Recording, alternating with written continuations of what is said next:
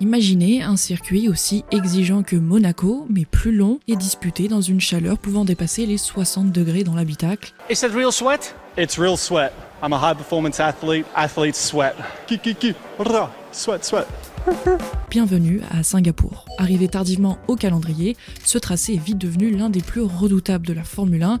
Son tracé serré, proche des murs, ne pardonne aucune erreur et son climat étouffant met les organismes à rude épreuve. Même l'hydratation est un problème puisque l'eau embarquée chauffe rapidement et devient imbuvable. Certaines équipes préfèrent même ne pas installer de réservoir pour gagner du poids. Résultat, les pilotes terminent parfois les courses déshydratés comme George Russell en 2024 où il avait été effectivement très proche du malaise. La FIA a donc décidé d'agir en 2025. Pour la première fois, le Grand Prix de Singapour est placé sous le statut officiel Heat Hazard, déclenché quand l'indice de chaleur dépasse 31 degrés. Toutes les voitures doivent embarquer un kit de refroidissement relié à une veste spéciale rafraîchissante avec un poids minimum des monoplaces relevé de 5 kg. Né des conditions extrêmes du Qatar en 2023 où Logan Sargent avait dû abandonner et Esteban Ocon avait été malade dans son casque, je vous fais pas un dessin, cette mesure vise à protéger les pilotes d'une course qui frôle parfois la limite du supportable. Singapour, c'est aussi un circuit chargé d'histoire, le Crashgate de 2008, les victoires marquantes de Sebastian Vettel, la pole d'anthologie de Lewis Hamilton et plus récemment la victoire de Carlos Sainz en 2023, seule défaite de Red Bull cette saison-là. Singapour n'est donc clairement pas une course comme les autres.